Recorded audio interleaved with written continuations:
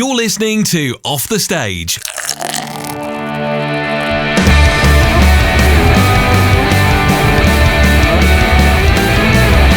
Hello and welcome to Off the Stage. It's the show where we take musicians. Why do I always? You know what? I must have some sort of speech impediment. Yeah. Welcome to Off the Stage. It's the show where we take musicians off the stage and into the pub, usually, to talk about the ins and outs of the music world. I'm Berry Hagman. This is Conor Michael. We are in a slightly different location than a pub today. We are in my spare room that I also like to call my studio. Berry Island. Berry Island Studios. Yeah. This is the home of Horse outside. It is. You know? It is. We did. It's one of those. We're not in a pub, but we are in a production room, so I think it counts. It kind of counts, doesn't it? I believe there's been an album recorded here and stuff like that recently. Yeah, absolutely. Yeah, we were supposed to be recording at another venue, but they cancelled, unfortunately. Unforeseen circumstances, so we are here. And we thought we'd do a little bit of a special, just because we've got a few things coming up in April that we'd like to share with everyone. So we'd like to just get on talking about that and what we're up to and stuff like that. Yeah. So, So what are you up to in April? April, I mean, I know the podcast will be out on Tuesday, so it's a bit late for the start of it. But I've got I class it as my first UK tour, but it's like my second or third, really. But it's like my first fully thought out load. It's my biggest UK tour, I should say. Mm-hmm. I did one years ago where people called out on Facebook being like, how can you call it a tour when you're just doing Whitley Bay, Wolves and York and something like that. What did they call it? A small run of shows in different towns. Yeah, that's like, yeah, that's the definition of a tour. Small one of shows at a specific time date in different towns. Yeah, that sounds like a tour to me. Yeah. But this time I've teamed up with my mate from the Yorkshire area. He's from Blackpool, but he's from everywhere in Yorkshire. I know Blackpool's not Yorkshire, but if you were to draw a map and you just highlighted a line from Blackpool to York, he lives in that line. Yeah. It's just everywhere. Just depending on where he's playing that particular day. Pretty much. Yeah. I think he's from Fleetwood, to be fair. Might be completely wrong, but Harrison Rimmer. He's helping open the first show, which is in North Shields. By the time this podcast comes out, that show will have been and gone. But I also have yourself opening that as well. Yes, it's going to be a fun one. And then after that, next week, I'm in York, Valhalla, on the Friday. Then Saturday, Skipton. That's quite quick. I didn't realise how close that was. Yeah, it is. Again, Harrison was meant to be in for Valhalla and Skipton, but he's being asked to play for the Something Paddies. Oh, it's a proper well-known Irish band. Nice. And he's been asked to open them for them 2 days. And because these gigs that we had booked in weren't ticketed events, he was like, "Oh, if you don't mind, I'll." I was like, "Yeah, absolutely, mate. If you're going to get a chance to do a big support slot, you've got crack on." So I've got one of his mates, another guy called Harrison, supporting the York gig, and obviously I've got yourself in for Skipton. Yes, no, that should be good. Then on the 19th, I am back with Harrison. We're at the Tap House in Lancaster, and then the following week, the 25th, is it 25th? 24th, whatever that Friday, it'll be the 24th. The Friday I'm in Newstead, which I don't really know much about it until we booked it. It's slightly north of Nottingham. Again, that's with Harrison. The 26th was meant to be Sheffield with yourself, but then the venue had cancellation issues, cancelled all live music. They seemed to be putting back, but there was no certainty that we were getting any reply back. Yeah. I didn't want to risk people coming down and be like, what's going on? I'm almost imagining them giving you a phone call. Whereabouts are you? Yeah, I'm in Chorley, which is the first sold out show of the tour. Oh, nice. Harrison's managed to get on a support bill with a lass called Sally Pepper. I hope I've got that right. And that gig sold out. And then that was meant to be it. It was meant to end in Sheffield, but we also had a gig in Hull, which was meant to be today, I think, as we're recording it. But that got postponed, so that is now the 7th of May in Hull. And then, because I wanted to add the final one on, the 23rd of May, this doesn't involve Harrison, but I've got a support gig at my first ever London gig. Oh, yeah. Our pal Rich sorted that out. It's a place called the Troubadour, which is in Fulham of London. And when he was like, "Oh, they're looking for like an acoustic act like yourself. Do you want to check out which artists have actually played this venue before?" And I was like, "Yeah, I'll take a look." And it's like Led Zeppelin, Bob Dylan, Ed Sheeran, Adele. Really? And I was like, so it's quite an iconic venue, I guess. I said, "Yeah." I was like, "That's cool. I'm not going to say no to that gig." That's awesome. That. So that's my tour in line. I've got a few more gigs in the year that'll be getting announced. I'm like 90% certain I've just booked another show in London on the 25th of June.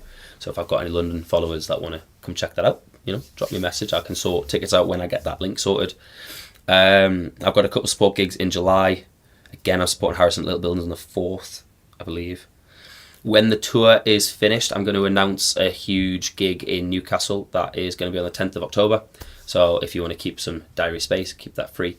Berry is going to be involved in that as well. Yes. Gig-wise, top of my head, that's what I've got sorted. There's a few festivals. We're sharing festivals, but not sharing the stage. Yeah, we've got Roulette on the 2nd of May. Sunderland. I believe my venue's independent. 6:30 is what I've been told. Yeah, I got independent. Oh, that makes it so much easier. I was wondering if I was going to have to run across to see you. Also, the 18th, I know I'm jumping back, the 18th of April, before I do Skipton, I'm doing Alias Festival at the Mosaic Tap at 2:45. I'm literally doing a half an hour set and I'm driving straight down to Skipton to meet Berry to do the Skipton side of the tour. And as this podcast comes out, the song will already be released, but I have a song called Let Me Run featuring Harrison Rimmer available to go check out.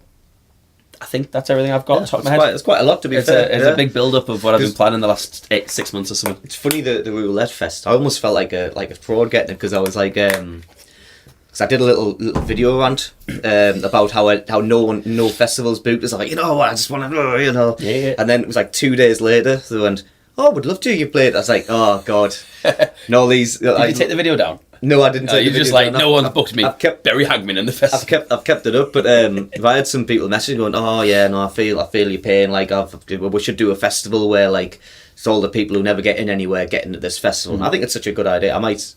That'll be something I might look to do still, like leftovers. like something like that. Yeah. But I would just make like a fun day out kind of thing. Like, but yeah, I was thinking, oh god, now I've got to try and tell people who's oh yeah, down with the system, and now I'm like, oh actually now I'm part of the system. Yeah. But yeah, so yeah, thank you, Roulette Festival for picking us. I'm really grateful for it, to be fair. But yeah, for me. Yeah, I've got a gig on the 23rd of April. That's my main gig. I do have other gigs elsewhere, but I need to check my calendar. I've got another one, and actually, I've got the phone here. I might as well just check it. It's in May. It's actually supporting Driven Series in Hartlepool. Nice. On the 16th of May. I'm really bad at tell. I can't remember what the venue is, but it's in Hartlepool. But yeah, that's my other gig. So I've got 4 really, if I'm including Skipton, Shields, Hartlepool, your gig, festival. You're on 5. Oh yeah, okay, that's 5. So that's not too bad. Plus I've got an album out as well. Yeah. It's been well received by loving my close affiliates. Yeah, people seem to like it, and I'm just kind of basically I'm practicing it at the moment. I've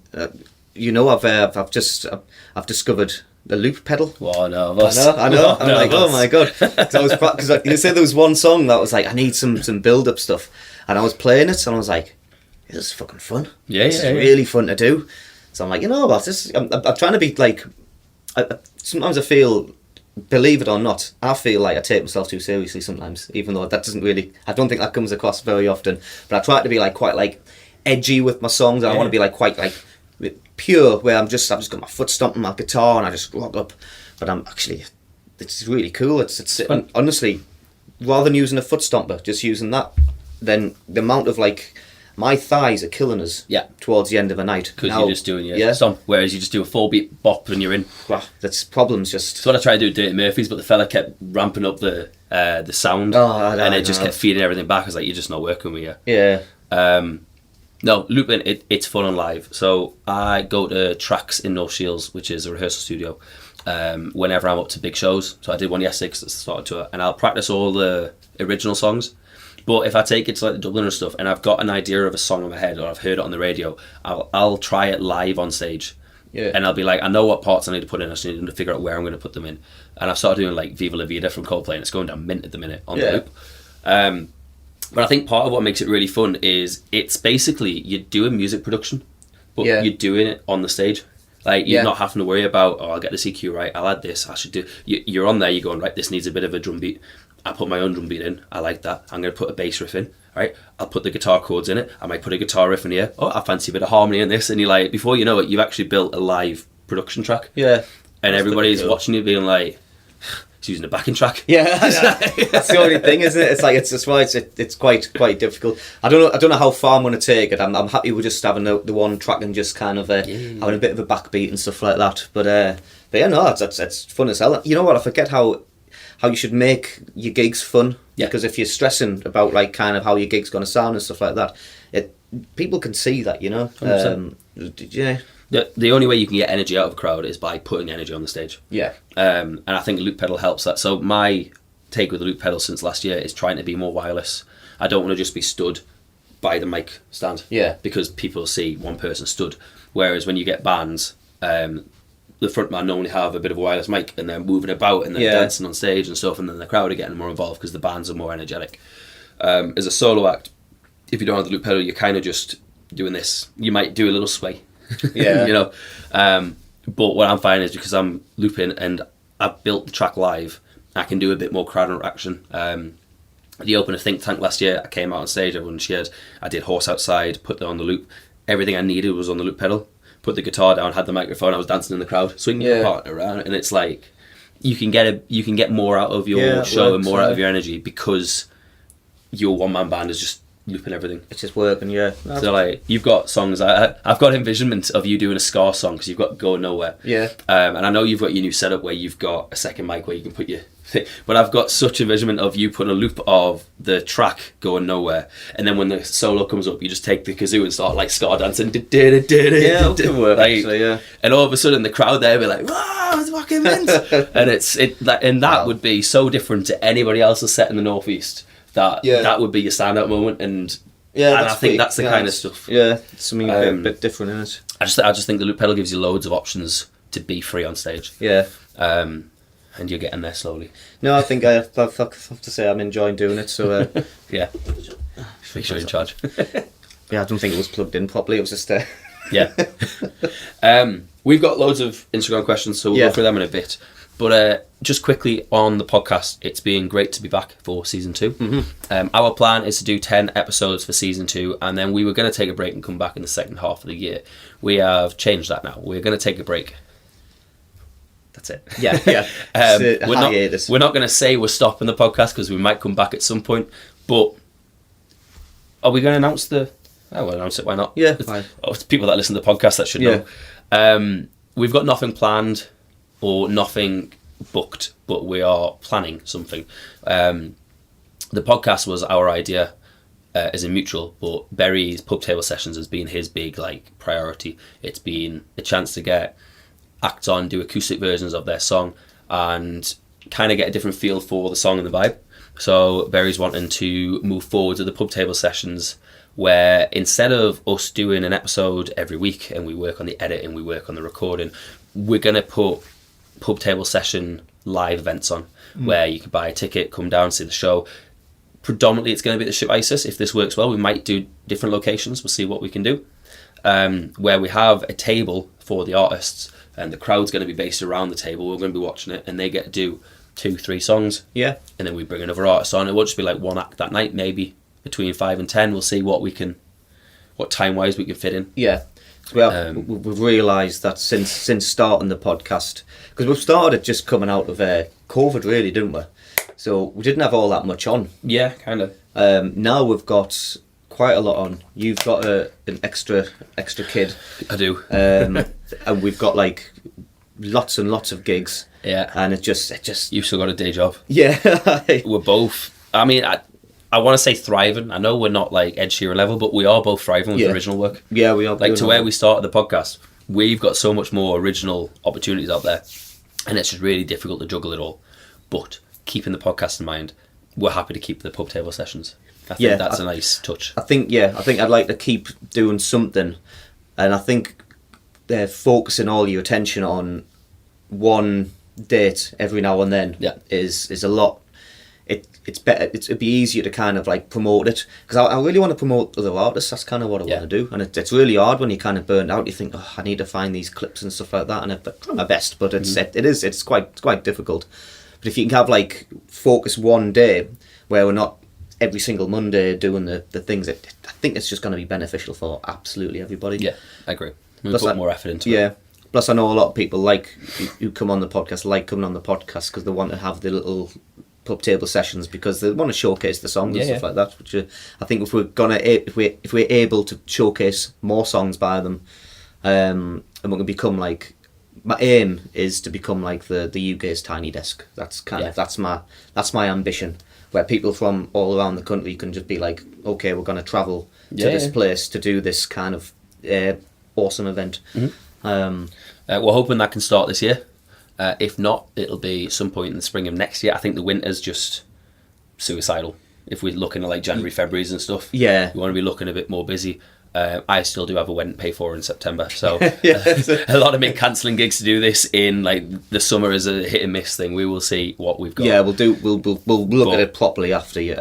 So things tied down a bit. I believe this is episode 6 of the podcast. I think it should be. Shouldn't it? We had Alan, we had Shannon, we had James, we had Tired of Fighting. Yeah, we just had Keane. It's us. Yeah.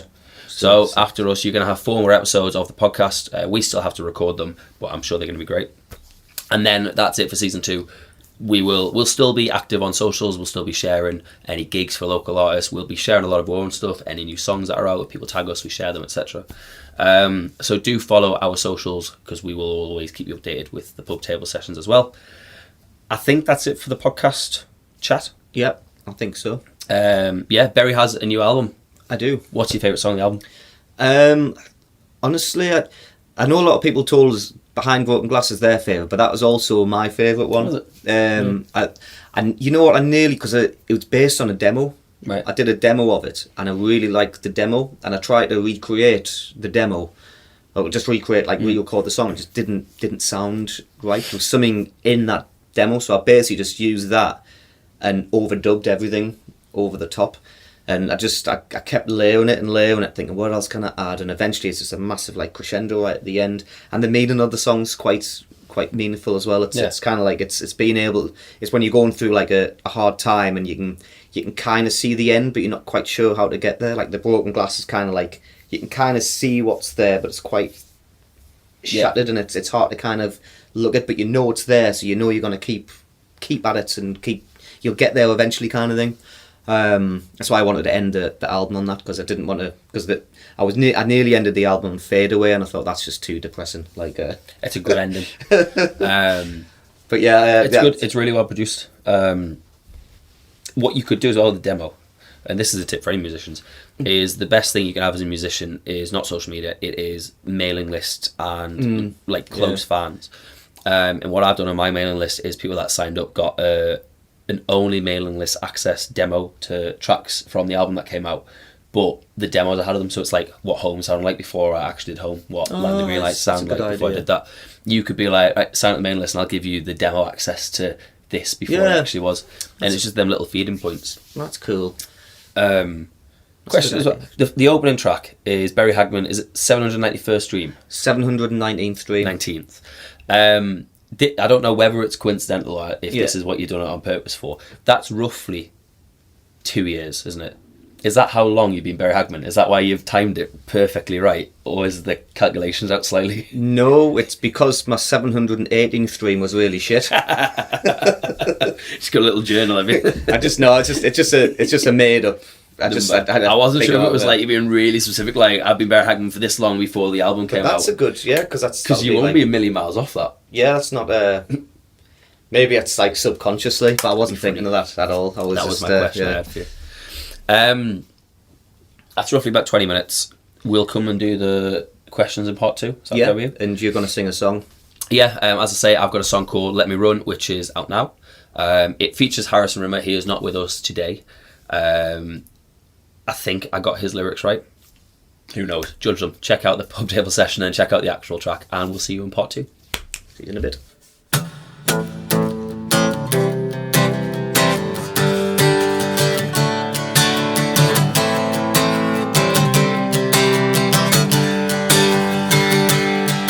I keep running out of mind. Out of sight, I can't see very clear when I'm lost in the heights of the challenges and hurdles I set in my way all the time. The train that I'm on is running out of track, it's all full steam ahead, power to the max, and I'm grabbed and trapped in the archives of my own mind. Let me run through the light of the night. Let me run through the gaps you say are tight. Let me run through the valleys of the fire. Let me run, let me run, let me run, let me run, let me run. Let me run, let me run, let me run, let me run, let me run.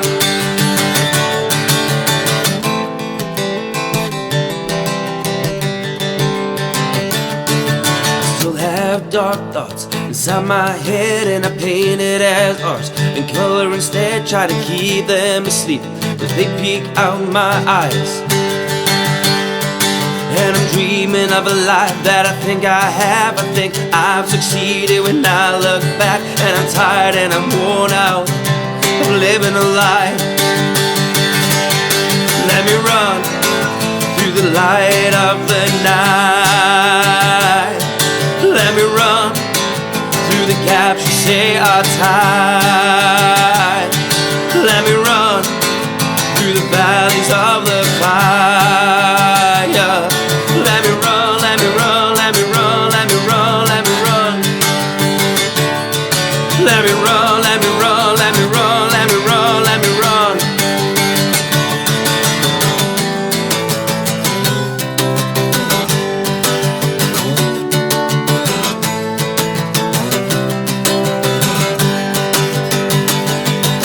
Let me run through the light of the night. Let me run through the gaps you say are tight. Let me run through the valleys of the fire. Let me run, let me run, let me run, let me run, let me run. Let me run, let me run, let me run, let me run, let me run. Let me run, let me run, let me run, let me run, let me run.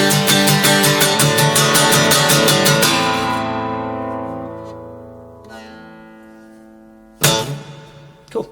We're back, baby! And welcome back to side 2. You know what I think you should do with that song? You should put it, like, overdub it with like some sort of montage, like a film montage, like, you know, like a Rocky thing. Okay. Or You think a music video idea? yeah, music video idea for you, because it's got quite a montagey vibe. Possibly. We were talking about what to do with it, and Harrison was saying because we're doing the tour together, we could just do like a behind the scenes tour video, Yeah. and use that as the music video. Oh yeah, thing. good work. I don't know. I was like, either that or put your running shoes on and we're going for a jog. Just constantly us running up a path. Yeah, that could work. You could do that, just run up the path, but then just have the odd scene of Ivan Drago going. AI with faces Yeah, on. yeah. As if you're about to go in a fight with him. But I normally have my laptop out when we do the podcast, so I'm looking slightly unprofessional with my phone. But we've got a few questions. I've skim read most of them. right, okay. I haven't actually fully read them, so apologies if I'm slow with reading. We have a bunch of questions from 3 people. So they're going to be repetitive guests. But we'll go start to finish. At Captain_K Morgan 13 said, who have been some examples of your favourite guests so far? Examples of my favourite guests. I mean, are we talking this season? Are we talking in general? I mean, I can say in general anyway. Nick Wood, either as Nick Wood, as Tired of Fighting, or as Blame Yourself. He's always an absolute hoot. I think he's been on the show more than anyone else. But every time he asks, I'm like, yep, absolutely. Because he's just so easy to talk to, and his music is absolutely awesome. So I'm always... Yeah, it's a weird question because like we've had loads of really talented guests on the podcast. Like, for example, Lisa's, who's about to be the next Sam Fender. You know, like we've had some good names on.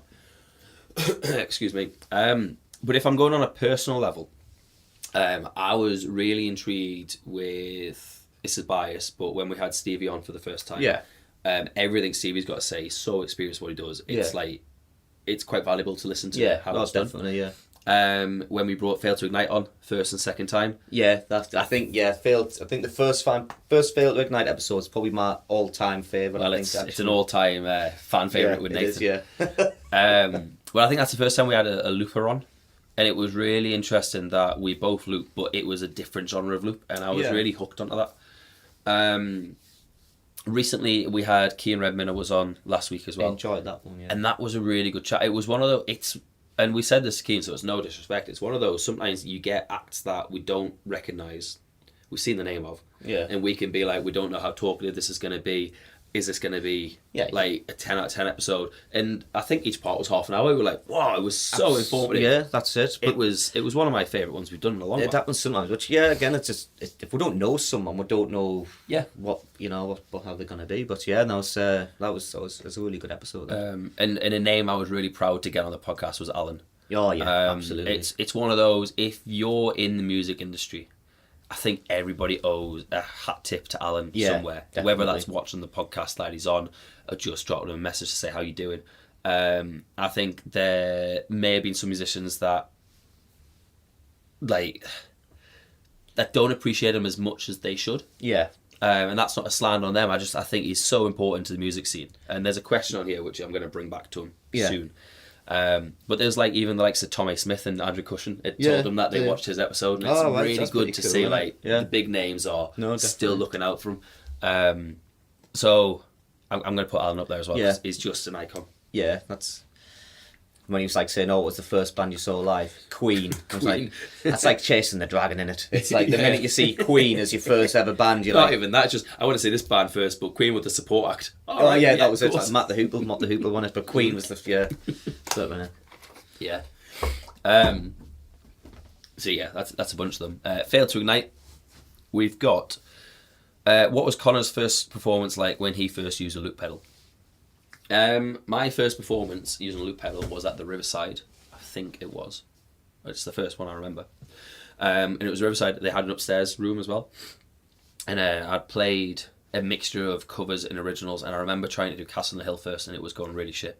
Because like guitar, it's a tough beat. Like the start, the ding ding ding ding. It's quite but like guitar, I kind of taught myself loop pedal really quick and went straight into it. And they didn't sound as tight as they do now. Yeah. But they were tight enough to do live, kind of thing. And I remember the panic of I'm not getting this right, but the crowd was enjoying it. They were singing along. I was like, it's kind of working, and I knew there was something there to work on.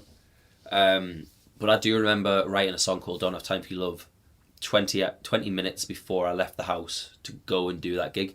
So I drafted it up, the lyrics, went to the gig, sound checked, put some chords on it whilst I was waiting in the green room, which is just a long corridor. Yeah. And then went on stage and went, right, I'm going to try this, and everybody was singing along, and I was like, that's going on the album. Yeah. So that's why I Don't Have Time for Your Love made my first album as well. Awesome. I mean, I'll let you know how my first performance goes on Sunday. Is that when you take the look? That's what I'm going to say. I'm going to give it a go. Yeah, man. I think I'm going to do. There's a few songs that I've practiced that work okay. I'm not going to do a full set. I'm not going to go crazy, but I'll give it a go. Excited, man.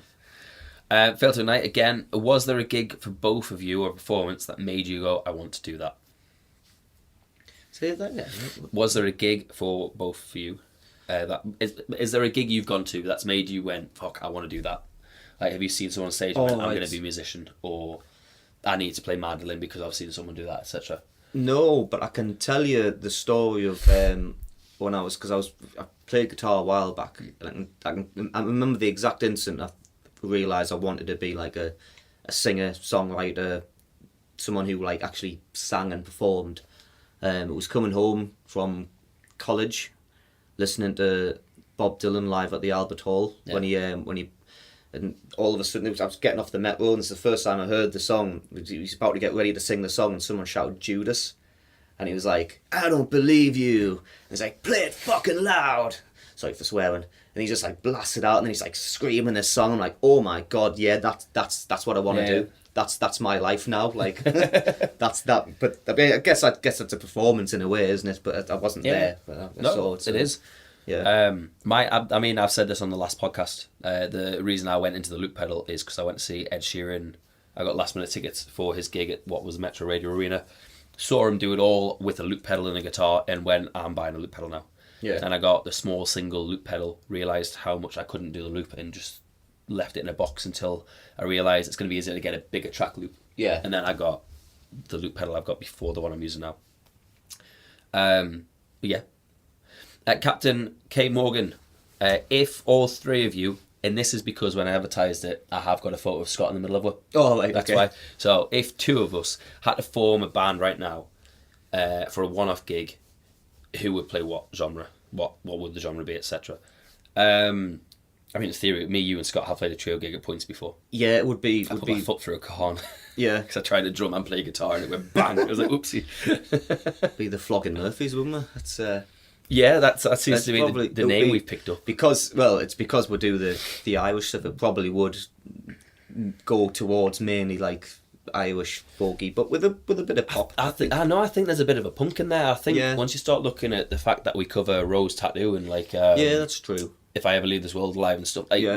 and Your Electric sounded great at Dirty Murphys Yeah. a few weeks back, and we had Dan Cooper on drums.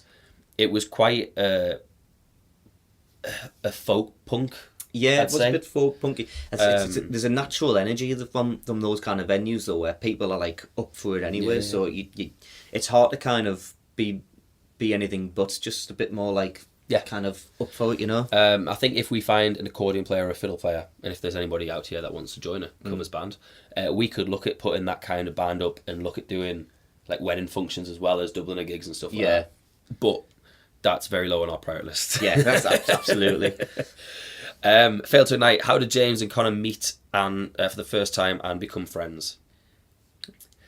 We met for the first time at Scott Open Mic Night at the Flying Scotsman. Yeah. I don't remember a lot about it. I just remember, I remember you playing cajon. yeah, I wasn't very good at it. I still don't have a good No. beat. To be fair, you only need 4.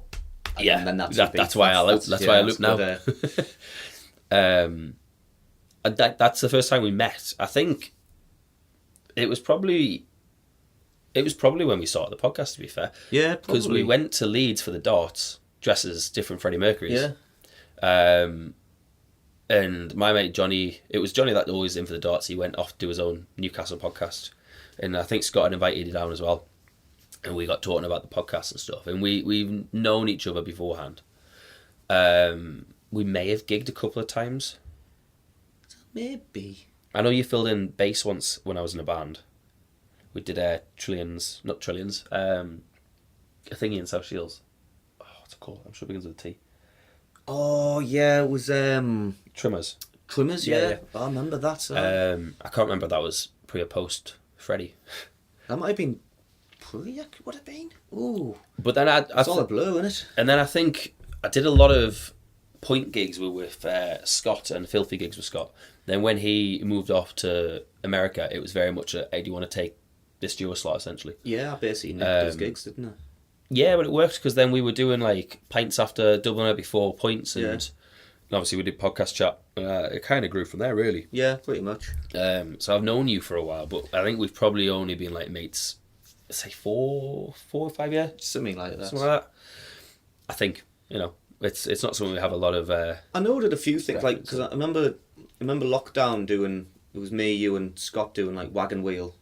Yes, And I was we sure did there's that. another song We did that Dirty we- Old Town that as well. Yeah, So Dirty I tried Old to Town. count it, but we couldn't get a tempo for it. And, Yes. and we were recording separately on mobile Yeah. phones. It was fun. Just like. Yeah, I remember all that. And then I remember when I was first dating Ashley, which you're looking about 7 years ago. I took her to the Sandancer for Scott's Buskers night, and you turned up with a banjo, and you Oh, were yeah. playing "Lose Yourself" on the Oh, banjo, yeah. and we're like, "This is different." Yeah, I remember that. Yeah, next one from Captain K. Morgan. Connor, it's been 23 years. Will you please watch Lord of the Rings? Well, I have just got HBO Max today because they now have the new TNT Sports in Villas in the Europa League. I sent James a photo yesterday that I bought the quadrilogy books of Lord of the Rings, starting with The Hobbit and then the 3 Lord of the Yeah. Rings. But I don't want to start a book whilst I'm currently into one. And I'm clearly a very fantasy kind of person because the book I'm reading is about unicorns. Oh, It's called like it's like Vicious Unicorns. okay. It's called like Skander the Unicorn Rider, and I'm on the second book out of like a 4-part trilogy. Quadrilogy? Is that the word? Quadrilogy? I guess so. It's Yeah. a weird one to say.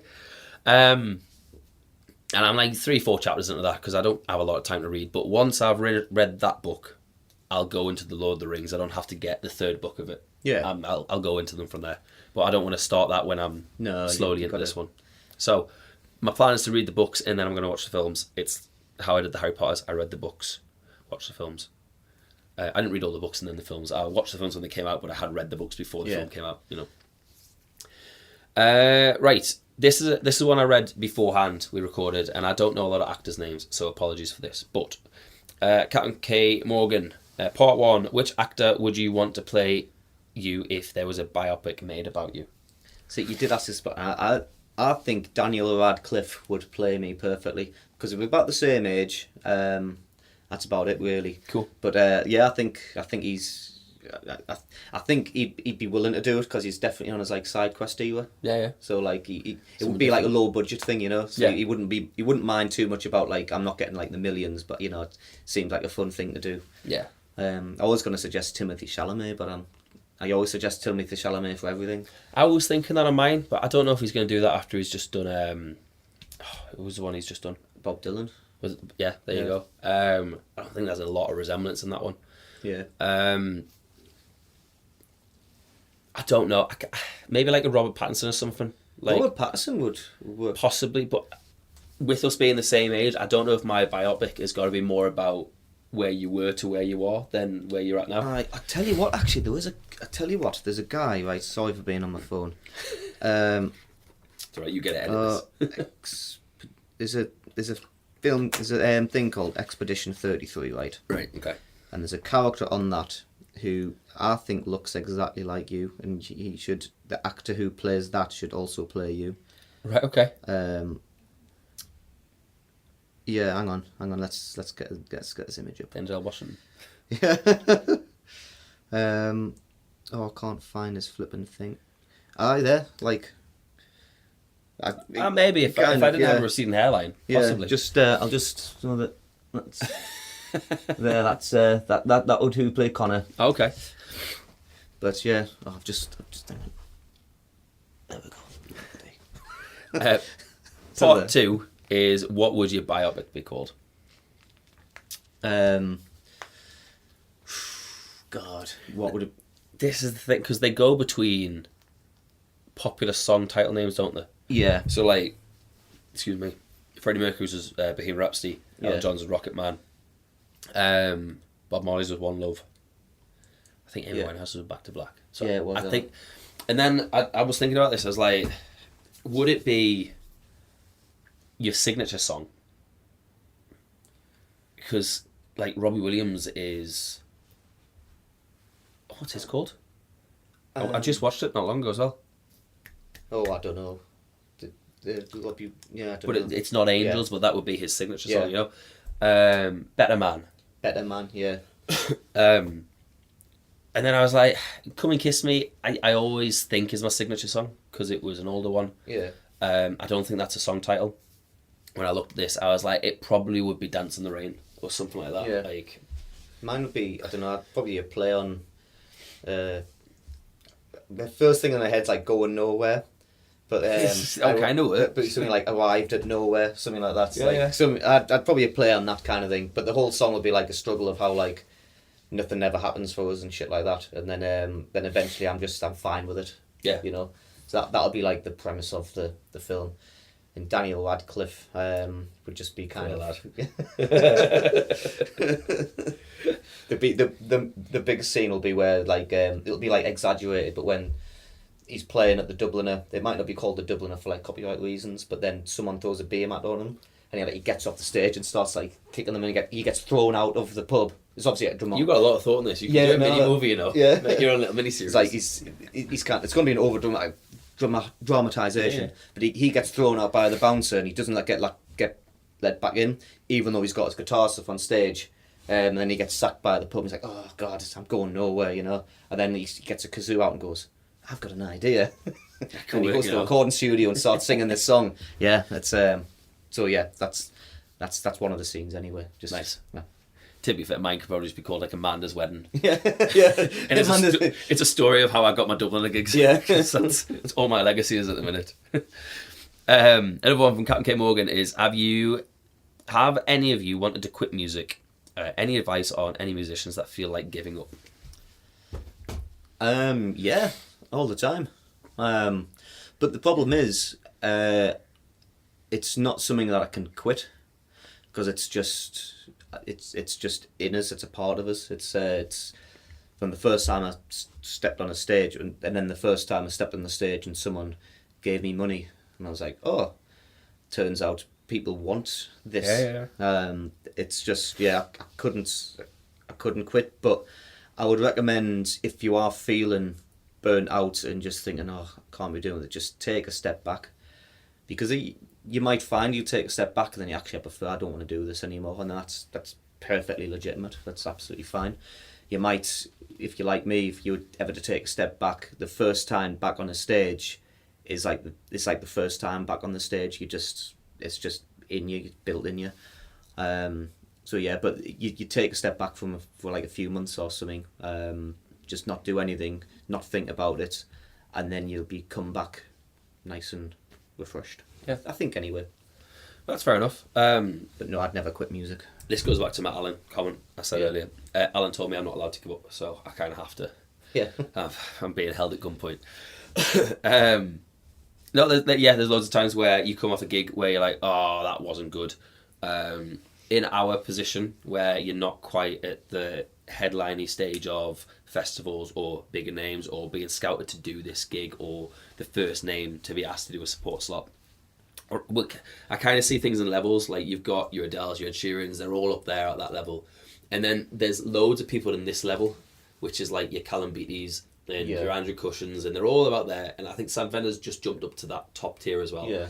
And then you've got the people down on this level, which is like your Lisas and I'd even put your Tired of Fighting in there. Like, they're really doing well for themselves. Then you've got this level of people who are pushing between the level we're at and getting to that level. Yeah. And then we're down here, which is like, you're kind of like left in the dark, really scrapping for a spotlight somewhere.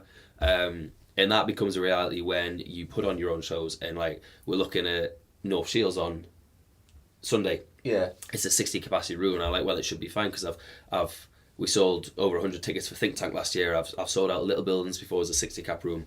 And I'm like, it gets to the Monday, you're like, we've done like 10 tickets. This is, whoa, and you start really... It's frustrating. Mind-numbing on, are people coming to see you because they like your music, or because they like you as a person? Yeah. And if they like your music, the ticket sales stay. And if they just like you as a person, they can't make every gig. And it gets that little headband. It's frustrating, especially when you've seen bands on your level jump the level. Yeah. And I know you should never, comparison's the thief of joy. But everybody does. Everyone's journey is different and stuff like that. Mm-hmm. Then you do see that and you think, what am I doing wrong? Yeah. And it's like, it's hard, isn't it? And it's then, tough. Which is why a lot of people understandably give up, because you think, oh well, obviously, I'm doing what I do best, what I think is my best, and it's still not elevating us to the next level. So I'm just. But if you do it for the love of it, then you can stay at that level forever. But just take a step back, and I'll also say find something else in music. So what's been burning me out a lot is the cover gigs, but that is technically my 9 to 5. There might be people that watch this that aren't musicians and don't kind of get the terminology. Cover gigs are just when you're at pubs and private gigs and you're just playing songs that people want to hear, like Horse Outside on Repeat or Fields of Athenry. Yeah. Whereas we want to, obviously, I would gladly do 45 gigs in 3 weeks of Conor Michael shows and do here's Dance in the Rain, here's Horizon, here's Demons. I'll write an entire new album for that gig. But it becomes really mind-numbing when it's the same cover gig. I'll play Oasis, will you just take a step back? If that's what you can do, take a step back, find something else. I'm trying to get more into the production side of things. As I said to you before, looping on stage is just music production. Yeah. But with a live audience watching what you're doing. I've always wanted to do music production, but my school teachers told me I was better off taking French instead of music. Yeah, you can't just Even though, surprise, I was very good at music in school. Yeah. And they were like, I know you got your highest marks in music, but why don't you take French? You know, it's an academic subject. One of the ones you didn't know much about. Yeah. Academic, yeah. Be the academic. That'll get you money. So now I'm self-teaching myself music production at home. And I hope I'm going to have one of them songs out in the summer. We will see. We've got 4 more questions. Awesome. Another one from Captain K. Morgan is, have you ever seen a band you didn't think you would enjoy but wound up loving? Ooh. Yeah, I tell you, Bring Me to the Horizon. Yeah, okay. I wasn't, because I was driving. I knew Kat really wanted to see them. Yeah. And I got tickets last minute, and I was just like, just not expecting anything. I was expecting just maybe an okay kind of light display and stuff like that. I really liked them. I was like, actually, because it's not usually my type of music. It's a bit too heavy for me. Even though I've got tickets to see Korn and I've seen Slipknot and love them. Yeah. But yeah, I was like, because I didn't know any songs really apart from the Sandpit Turtle song, and I came out really liking just the show as a whole. Completely sober, didn't have a single pint or anything, which I don't do usually either. I usually like to have a good tipple at a gig, you know, because it helps you enjoy it a bit. But I didn't have anything there, and I was like, oh, you know what, these are actually a really good band, and yeah, I agree. I thought they were a good band. They're not my type. I think because I agree with you. I think the show was brilliant. From what I saw, I did have the seat that was behind the pillar. Oh right, so I was like, oh, he's a lovely. Yeah. But I thought, and this isn't anything on them, I just thought it was too long for someone who knew 2 songs that they played at the end. I sat there for the first hour being like, that's not bad. Wow, it's been an hour. And I checked it an hour later and it'd only been 10 more minutes. Like, oh, right. Yeah, this is the kind of gig I'm at. Yeah. As a band, they were good. They're not known in my cup of tea, but it was good to see something different. Yeah, and absolutely. It was a stage show. Daughtry, I want to see them live for Ashley's Christmas present, I think it was. I liked the music anyway, but they were really good to see live.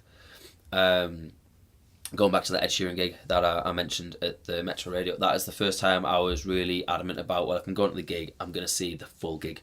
And I went to watch the support acts as well. And I came out of that watching a fella called Ryan McMullen, who was brilliant. He's worth watching. Also, because I mentioned Callum Beattie as well, I went to see him a couple of years ago. And he was supported at the Clooney by a band called Pistol Daisies, Glaswegian band. It was fronted by 2 lasses and a male drummer. I think one of the lasses has moved on and they've replaced her with a male frontman, maybe. Yeah. I think so. Again, it's one of those, I could have sat in the car and just went to see Callum Beattie because I was there early. I was like, I'm going to go in and watch, and they were fantastic. Listen, the songs good. non-stop, they're brilliant. So I'd even put Pistol Daisies up there as an option. 3 more questions we got. Stitch Redman Music Management said, what has been your best memories of performing live? God. I don't know, actually. That's actually... You go first, because I need to think about this. I have it on video, to be fair. And I tend to use it whenever you apply for festivals and support slots. Sometimes they're like, have you got any live clips? So I tend to send them the same one. I did Head of Steam 2024. And there's it's all recorded. There's a bit of me doing Come and Kiss Me, and at the very end of it, the entire crowd, sellout crowd, is just singing Come and Kiss Me right back to it. And they did it again at Think Tank, and they do it at all the gigs I do because it's the known song. It's why I thought it was the signature one. I think that was the first time I got to see the crowd be like they know word for word this. And it's always the video I clip from YouTube when I'm applying for festivals, being like, look, these guys know my songs, etc., etc. Every moment on stage is brilliant when it's going right. You'll learn this, but as a looper, when things are going wrong, at the minute you'll think, oh, a shit gig is as bad as this. When you do a shit looping gig, it's really as bad as this. Yeah. And everyone else is like, didn't even notice it, but you know. Yeah. And you're like, oh, I didn't get that right. To be fair, actually, I did realise I did muck up one of my... Well, I thought I mucked it up when I was doing my little practice, and I recorded it, and I listened to it back. It's like, actually, it's not... No. It wasn't that bad, actually. But you know it. You kind of understand And it's horrible because if you make a mistake live, it's fine. You made a mistake, it's gone. If you make a mistake in a loop live, every 4 beats you're going to hear it go, "Hooda boom, hooda boom." You're like, oh, it's there. It's really funny because I do like looping gigs at the Dublin Eye, and I'll do my harmonies and stuff, and you'll hear someone in the back go, "Woo!" That's clearly on the mic now. And every time the harmony comes around, like, do do do, woo, do do do, woo. Fuck off, man. But no, my best memory. I'm going to put that "Come Kiss Me" clip ahead of Steve in 2024. My best one. I guess I tell you what. Probably one of them was. It would have been a "Torn Apart" by Lisa one. I'm sure it must have. So it's probably the one where we supported you at the bunker. And that was the first time I was playing the song, singing, you know what, we're fucking minters. Yeah. Like, that's the first time I was like thinking, I've always a bit unsure of myself, you know. Hated it. It made me feel really shit about my game. Really fucking smashed this. We were like, although funny enough, because the last song we played was a Creedence Clearwater Revival song, and someone came, "That was awesome. You know, your best song was your last one." And I was like, "Oh, cheers, mate. Thank you for that." So that elevation of like we played really good was short lived. Yeah. But no, I remember that. I remember thinking like, actually, this is like just feeling like locked in. Yeah. Like as a band, I thought, you know, because it was one of our first. So we had a gig before then. It was like a Halloween one, which was quite fun to do. And we might have had another one, but like that one was one of our first gigs, and I just remember thinking, actually, no, this is the energy here. Yeah. Because before then, all my songs were just pretty much either sung in a practice room or sung on acoustic guitar. Yeah. So it was just nice to feel my songs Come alive. Come alive. So yeah, I have quite fond memories of that actually. Nice. Um, Six Redmond again. Will we see another Off the Stage fest at the ISIS or HMV? We don't know. Yeah, possibly though. Like, I don't want to just because I say like we'll put the interview kind of stuff on a hiatus, but there's no reason why we couldn't Come back to a HMV special. do little things here and there. Just we don't even have to do interviews and stuff at a HMV special. We can just If we don't, it kind of stops us being there. yeah, that's your point actually. I guess. Yeah. Festival wise, realistically, if we're going to do a festival again, it's going to be the pub table sessions. It's going to be a bunch of artists doing the pub table session. So it's going to feel like a festival because there's going to be multiple acts on. Yeah. But it's not going to be the same festival where the front woman's boyfriend kicks off with her dad, gets into a fight in the middle of the crowd, and then they stop being a band within 4 days. Yeah. that was a good festival, though. Sign of a good festival, yeah. But yeah, if we're not doing the episodes, we could still do a special with the HMVs. Which HMV would you like us to attend, Stitch? Please let us know. And then final question from Captain K. Morgan is, in regards to James's remark about me coming on the Off the Stage podcast to grill a guest or be grilled, I'm game if you guys are. Absolutely. Yeah, again, the podcast we don't know what's crack with it, but by all means, If you're ever off, I'll message you. Do a special. I'll message you, and if there's any Mondays in the next few Mondays you've got free, well, you can come down. You can ask the guests themselves. Yeah, absolutely. Yeah, that was a good half an hour second part. I think we've covered everything on the podcast to our stuff. Yeah. Just a final recap, please go check out Let Me Run with me and Harrison. Check out if you want to come to any of the tour dates. Top of my head, Valhalla in York is a free entry gig. Skipton, the Black Horse with Berry is a free entry gig. The Tap House in Lancaster is a free entry gig. I think that's it. I'm sure No Shields is ticketed, Newstead's ticketed, Hull's ticketed, and London's ticketed. Keep the 10th of October free for the big Conor Michael gig at the end of the year in Newcastle. Check out Berry's new album. Yeah. It's absolutely fantastic, to be fair. This day keeps getting worse. That's not just a statement, that's the name of the album. And yeah, I think that's it. We'll see you at some festivals. We'll see you next week in the next podcast. Absolutely. Drop us a follow at Off the Stage UK, and we'll just read out questions to our guests when we have them. Yeah, absolutely. Anything else? That's all for me, I think. Bosh. I'm going to teach James how to use a loop pedal. Yes. See you later. Hey.